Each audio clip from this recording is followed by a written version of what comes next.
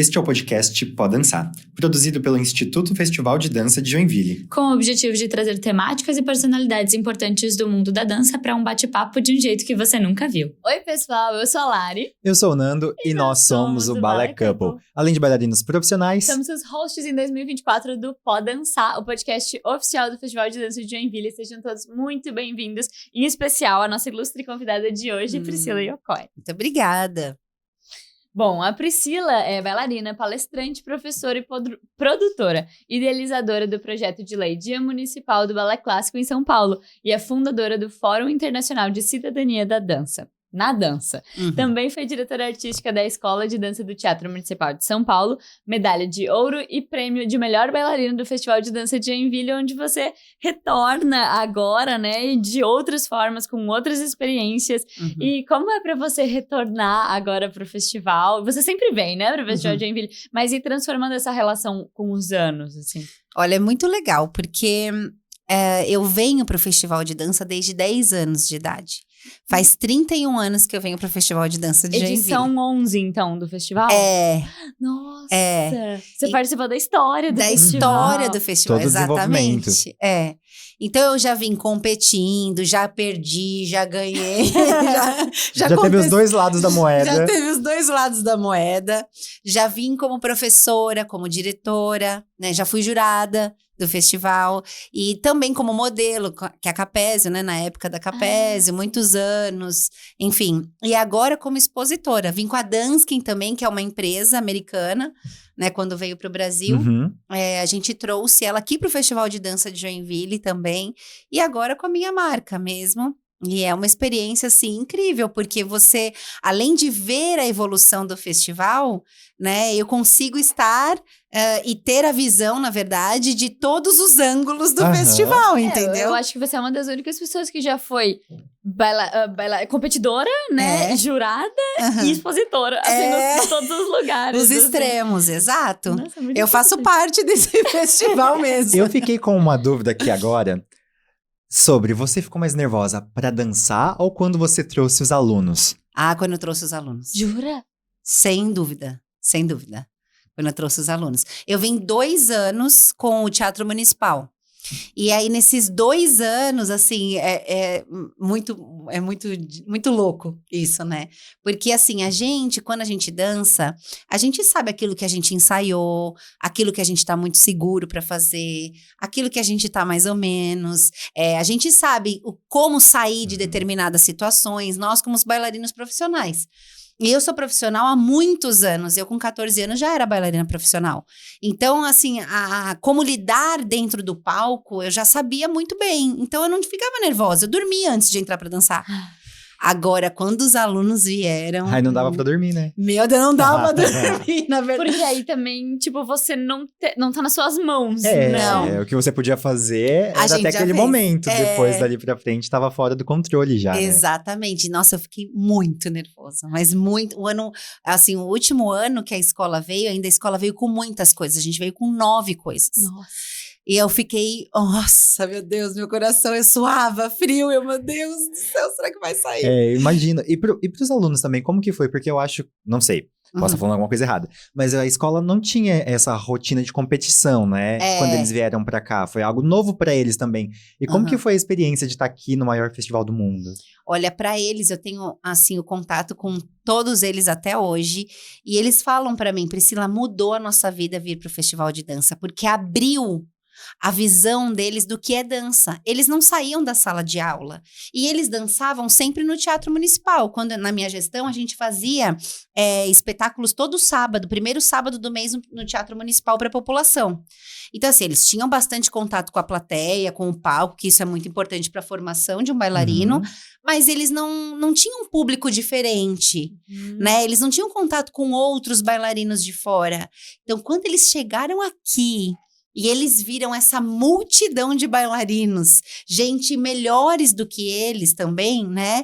Isso é muito legal, porque abre a sua visão do universo da dança. Nossa, é muito real isso, porque às vezes quando você tá num lugar que todas as pessoas são ou do mesmo nível que você, ou tipo, você já tá num nível acima das outras pessoas, você se acomoda de certa forma. Uhum. E aí, quando você vai pra um lugar que você vê, nossa, eu tenho muito pra onde ir, tipo, tem muitas pessoas melhores do que eu. Uhum. Eu acho isso bom, assim, eu acho que isso é um gás. Se você levar pra um maravilhoso. lado positivo, claro que você precisa Uhum. saber como enxergar isso. Uhum. Mas legal saber, assim. Muito legal, porque a maioria deles hoje já estão em escolas oficiais no mundo, espalhados pelo mundo, alguns no Bolshoi, Uhum. outros espalhados pelo mundo. Mas é isso, abriu a visão daquilo que Uhum. realmente é o mundo da dança e a possibilidade que a dança pode trazer e transformar essas pessoas, né? Tem pessoas que saíram da periferia de São Paulo e hoje moram em Londres. Nossa, né? imagina. Então, transformar a vida mesmo, Exato. assim.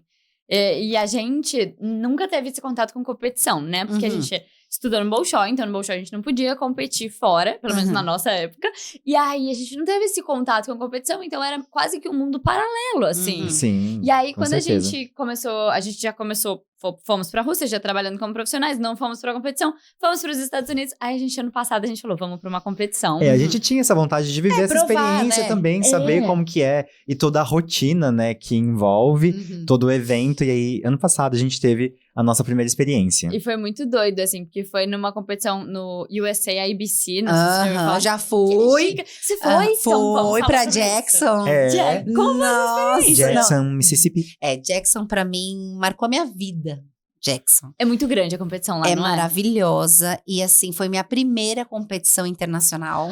A nossa também. É. Só que foi a única no nosso Nossa, caso. foi a primeira E você única, acumulou mas- várias outras depois, né? Não, essa foi minha primeira competição. Eu tinha 14 anos, eu fiz 15 anos no festival. Nossa, você fez aniversário Eu lá. fiz aniversário lá.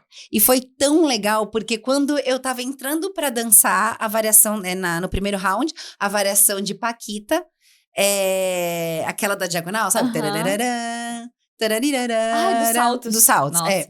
E eu tava lá, assim, pronta. Aí começou o locutor, né? A Aham. pessoa que anuncia tal, falou, então, pessoal, hoje vamos apresentar Priscila Yokoi, mas queremos que toda a plateia cante parabéns. Não. Pera, aí todo Mentira. mundo, happy birthday to you. Que Foi maravilhoso. E eu na coxinha assim, ai meu Deus.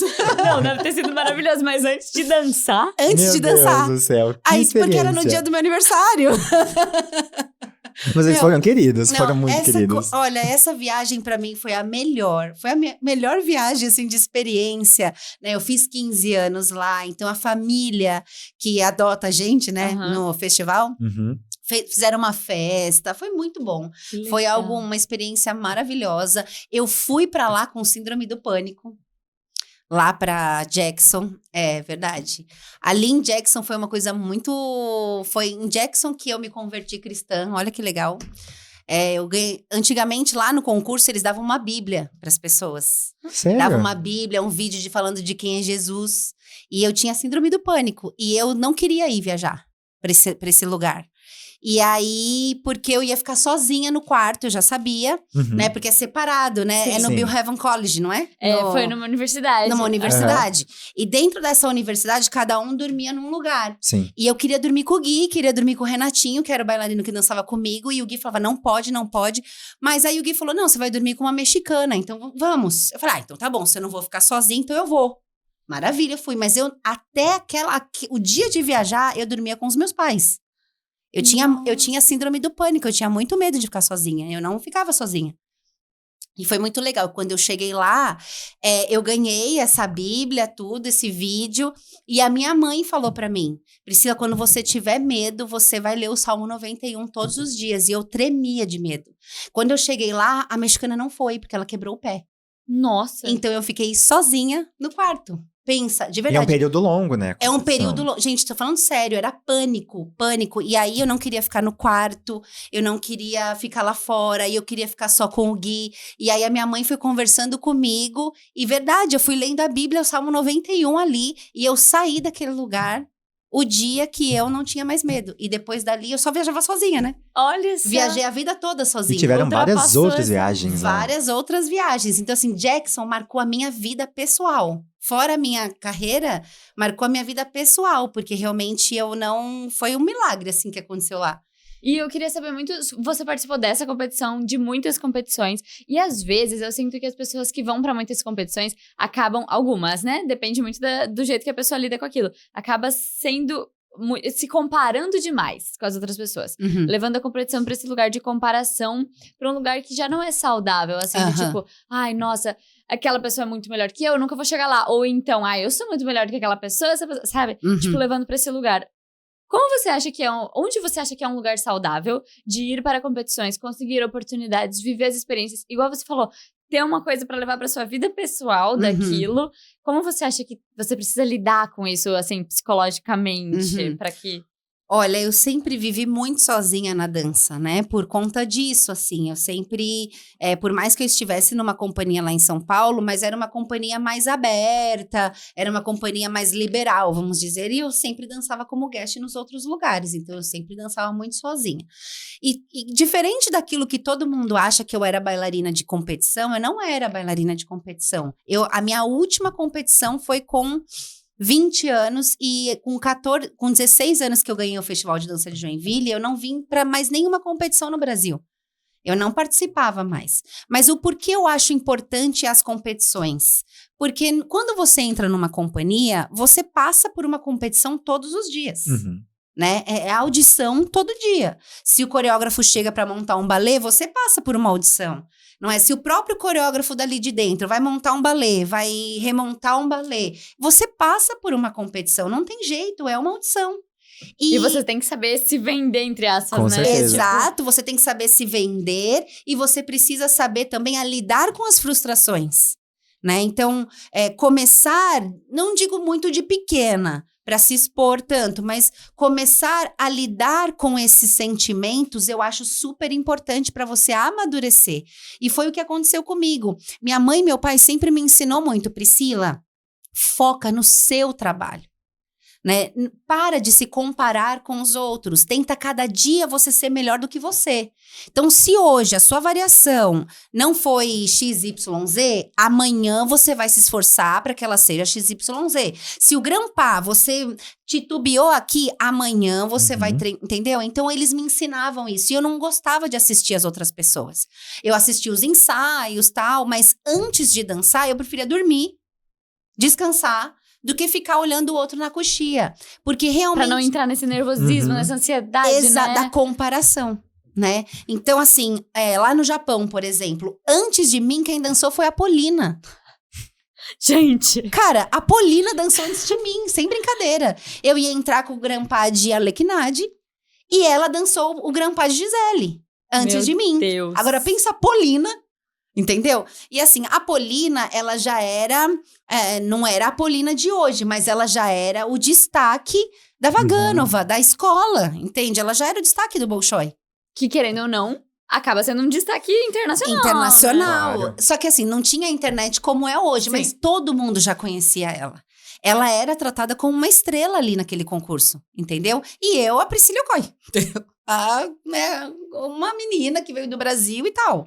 Então, assim, aquilo pra mim foi muito bom, porque eu olhei e falei, uau, olha essa menina, né? Eu nunca vou ser como ela, porque o físico dela não é como o meu, mas deixa eu ver o que eu posso aprender com ela. Né? Então, assim, a gente fez aula junto, tudo, então eu observava, é isso que a gente tem que ver, o que o outro tem de melhor. Né? E no final de tudo, eu ganhei dela, entende? Então, assim, hoje, quem é a Polina, né? Então, assim, é isso que eu falo. Essa frieza emocional, você vai aprendendo se você passa pelas situações. Você não tem como aprender das pessoas falarem pra você. Você tem que passar por isso. Esses sentimentos, né? A mesma coisa aconteceu na Itália. Quando eu fui pra Itália, só tinha russa competindo comigo. Russa, assim, de pernão, perna em X, todas magras, um palito. E eu, brasileira, enfim, né? E só que o palco lá na Itália era assim, era tipo uma rampa. Você colocava a barra não parava. Gente! Era inclinado, meu inclinado, Deus, tipo uma ladeira. Que medo!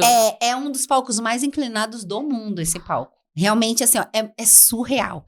Só que eu fui com grampá de Don Quixote, grampá de Diana e grampá de Cisne Negro. Como termina uma coda Então, sem descer a ladeira? pensa como Meu que Deus. Aí, assim, qual foi o diferencial? Se eu não tivesse sido fria o suficiente, eu já ia entrar cagada. Porque, assim, as meninas entram fisicão. Eu não tenho fisicão. entendeu? Então, o que eu tinha que fazer? Eu tinha que cumprir o meu papel do começo ao fim. Eu tinha que fazer o balé do começo ao fim. Mais simples do que eu estava acostumada a fazer, não importa, mas eu tinha que fazer do começo ao fim. Resumindo, eu fui a única bailarina que terminava as coisas. Entendeu? Os balés. Então, imagina, 32 foi de cisne negro. Depois Pensa. de um grampá, Depois de um pas de deux, de um adágio quilométrico, uma variação. Super difícil. Super difícil. E é uma somatória, né? Porque você já dançou um grampá, fez tudo isso no primeiro round. Depois você passou, você vai fazer tudo de novo com outro balé. E depois tudo de novo com outro. Balé, né? Então, assim, pensa. Então, essa frieza emocional precisa ter. E não chegar nesse lugar que você falou, da comparação. Se você pensar em regar o seu jardim, eu gosto de falar isso. Regue o seu jardim. O jardim do outro, o outro vai regar. Para de ficar olhando pro jardim do outro, porque senão o seu jardim vai secar, certo? Então, olha pra você, pensa no seu trabalho, aquilo que você tem que melhorar. Você não é melhor do que ninguém. É óbvio que a gente vai observar quem são as pessoas. É bom você olhar pessoas melhores do que você. Pessoas que estão se destacando. É excelente. Olha e fala, puxa, será que eu posso fazer assim? Posso, então eu vou me esforçar e vou fazer. E aí olha pra dentro de você e busca melhorar cada dia mais. Então era isso que eu fazia. E eu vivia muito sozinha, né? Eu viajei o mundo inteiro sozinha. A maioria das vezes, porque eu dançava às vezes com bailarino, do Ballet Nacional de Cuba. Eu dançava com o bailarino do Teatro Municipal do Chile, o bailarino do Boston, até dancei com o Danil. Sim. Não. O Danil, ele era do Kirov. Esqueci o sobrenome dele. O Danil, a gente dançou, Esqueci o sobrenome dele, eu vou pegar. Não, tudo bem. Mas ele é um bailarino, um primeiro bailarino. Então, assim, você dançar com primeiros bailarinos, eu ia sozinha nos lugares, né? Então, é muito complicado, assim, você entrar nessa pilha da competição. Sim. Né? E você, como brasileira, você falou que não tinha internet na época que você competiu no Japão, então você não conseguia... Talvez não tinha YouTube exatamente como tem hoje. Tipo, vou ver aqui o vídeo das pessoas. Não dava pra fazer isso. Como era? Porque hoje, bailarino brasileiro é reconhecido em qualquer lugar do mundo, assim. E você vai pra qualquer companhia, pelo menos a grande maioria das companhias você encontra no um brasileiro mundo, lá. você encontra um brasileiro. Mas eu acho que na época não era tanto como é hoje. Como era pra você, assim, levar a bandeira do Brasil, né? Junto com você. E como as pessoas viam, as pessoas já reconheciam o balé brasileiro ou ainda não? Não, as pessoas não reconheciam o balé brasileiro e tinha um preconceito por ser brasileira. Tinha muito preconceito e eu sofri muito. Por exemplo, em Lausanne. Quando eu fui para Lausanne, eu fui pela minha escola, né, pela especial.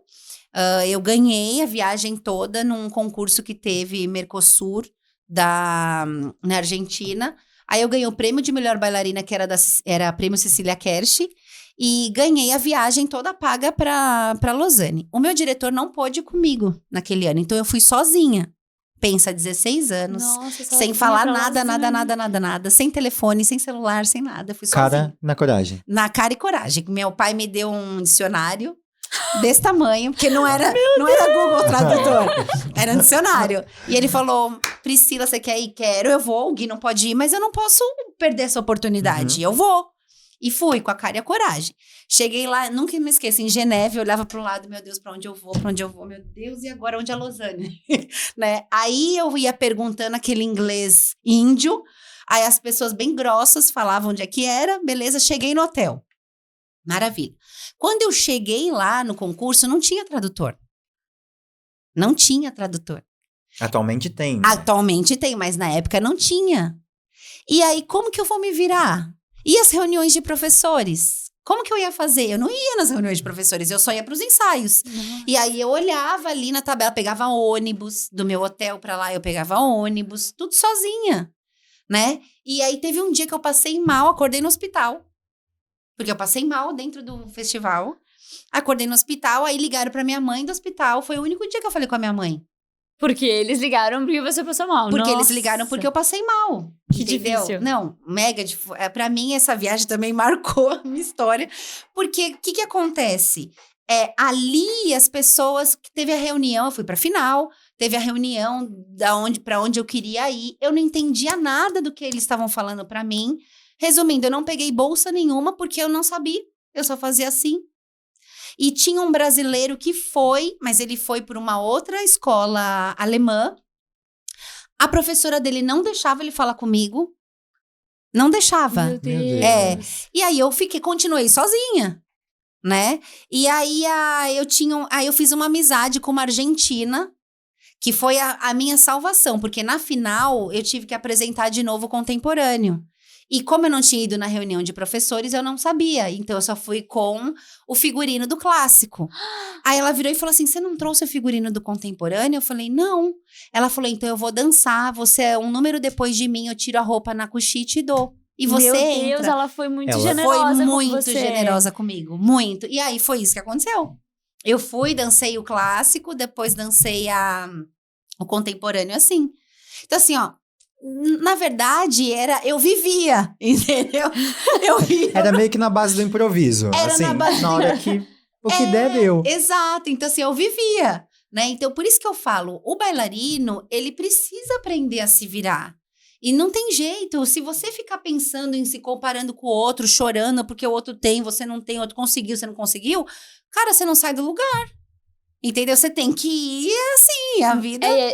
Inclusive aqui no podcast, né? E até no Ballet Couple também na internet, a gente sempre tenta frisar como o balé não é só técnica. Principalmente quando você vai pro lado profissional. Quando você entra numa companhia, não é só sobre o seu físico e só sobre a sua técnica. E é sobre a sua mentalidade também. Sobre como você lida com os seus sentimentos. Sobre como você consegue, né? Como você é maduro ou não, né? Nesse sentido.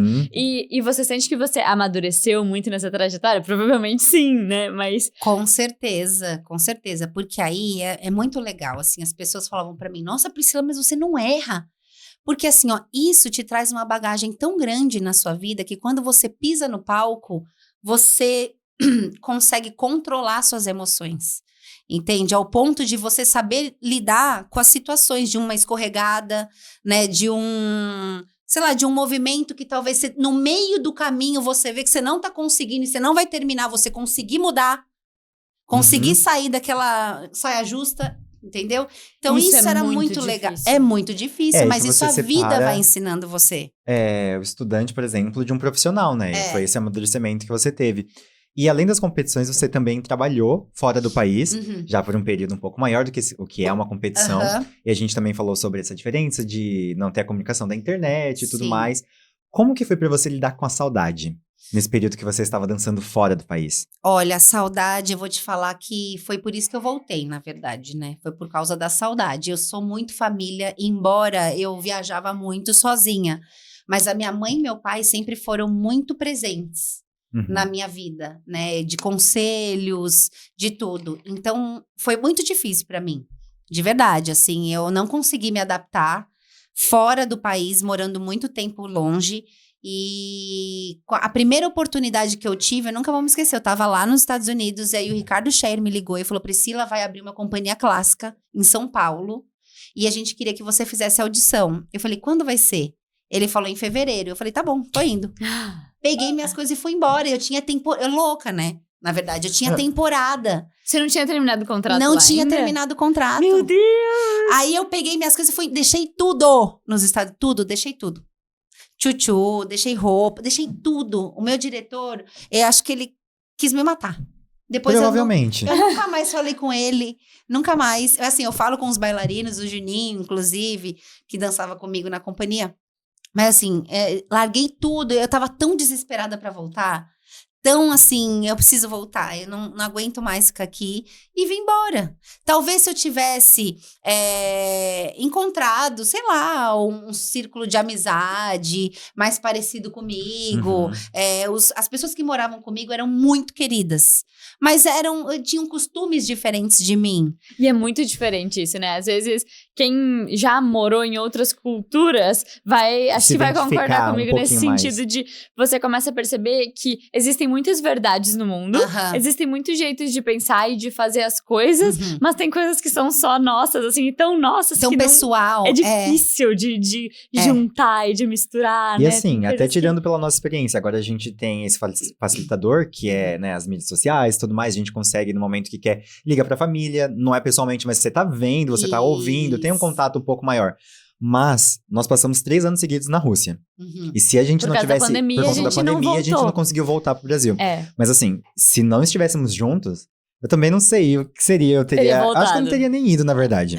Eu acho que eu teria passado a bola, esperado uma outra oportunidade, talvez. Não sei se eu teria ido, assim. Juntos foi muito mais fácil. Mas ainda assim, e mesmo tendo esse facilitador, que são as mídias sociais e tudo mais, foi um período muito difícil. Acredito. Eu acredito porque eu sei o que eu vivi ali.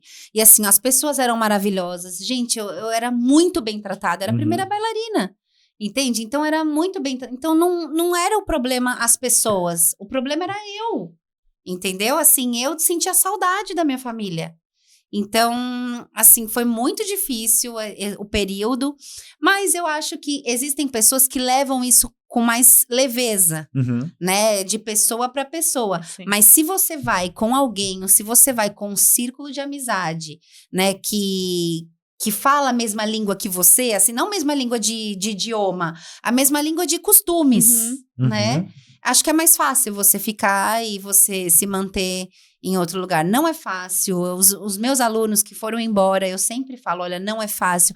Procura mesmo pessoas com o mesmo perfil que você, que possa te ajudar nesse sentido, sabe? Vamos tomar um sorvete, ou então que façam as mesmas coisas que você. Arruma um namorado, arruma uma namorada, não sei. Um hobby que seja, pra estar envolvido nesse ciclo, exato. Né? Porque eu não consegui encontrar ali, por mais legais que eram as pessoas que moravam comigo. Eles eram, gente, maravilhosos, assim, maravilhosos mesmo, sabe, de super atenciosos, não queriam que eu ficasse sozinha, mas eu não consegui me encaixar ali no círculo de amizade, entendeu? Então, Até porque a vida nunca é só profissional, né? Tipo, não. sempre vai ser o pessoal e o profissional. E sempre isso vai ter que estar alinhado para as coisas acontecerem e pra gente ser feliz. Porque não adianta só o profissional tá super bem e o pessoal tá ruim. Você não vai ser feliz. E na verdade, eu acho que eu namorava já. E meu marido hoje, ele morava no Brasil. Nossa, e essa distância também. Eu acho que, na verdade, pegou mais isso também, entendeu? Porque, assim, se eu não tivesse namorando, talvez eu encontrasse uma pessoa lá, né? Mas eu já namorava com meu marido, né? Que é hoje meu marido, enfim.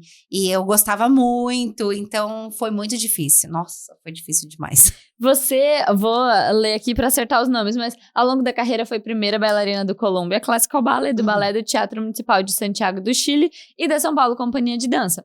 E aí, são 3 companhias que têm perfis muito diferentes. São muito diferentes. E você transitou pelas 3, assim. Eu queria saber mais ou menos quais eram as principais diferenças ou dificuldades em uma que eram positivas em outra, tipo, coisas que é um balanço. Porque a gente sabe, pelo menos na nossa experiência, né? A gente só trabalhou em 2 companhias, totalmente diferentes. São muito diferentes. Uma na Rússia e uma nos Estados Unidos.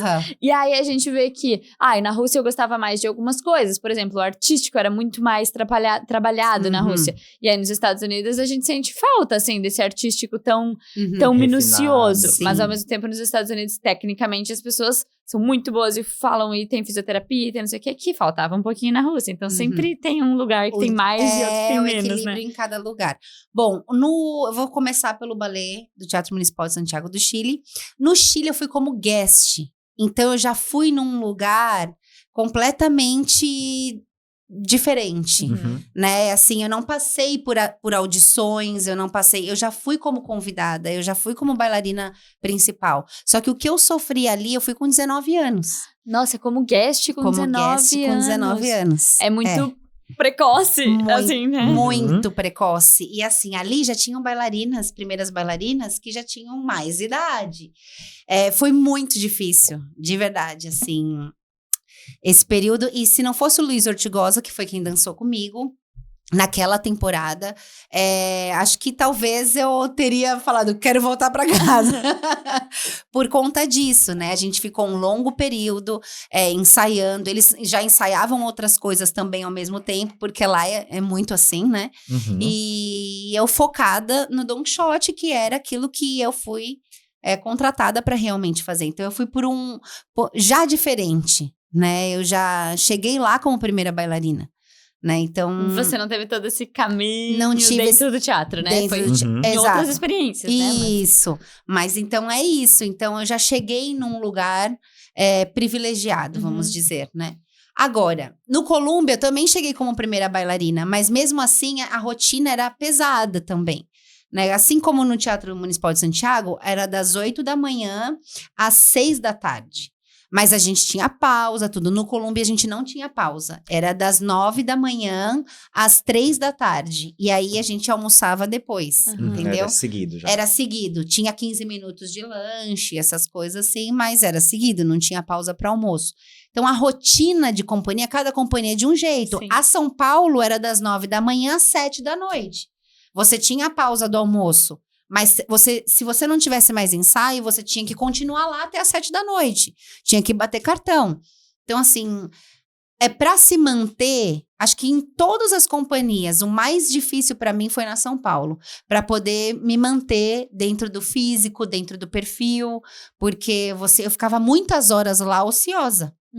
A gente não tinha ensaio o tempo todo. Eu não sei como é hoje na São Paulo, mas na minha época era assim, né? Então, era muito difícil. Eu tenho tendência a engordar, eu tenho a coxa grossa, eu tenho a perna musculosa, né? Diferente de outras meninas que já nascem um palito.